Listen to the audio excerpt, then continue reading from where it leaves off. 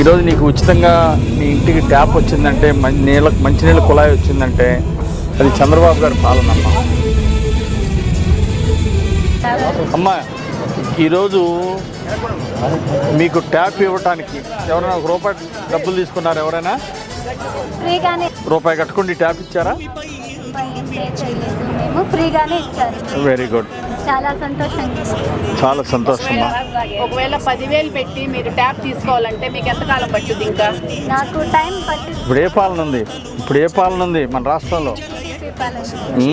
సంతోషమా. ఈరోజు మన కూటమి ప్రభుత్వం, ఎన్డీఏ ప్రభుత్వం ఉండబట్టి మీ దగ్గర ₹1 డబ్బులు తీసుకోకుండా ఈ ట్యాప్ వేశారు. సో మీకు చాలా సంతోషంగా ఉందా? చాలా సంతోషం.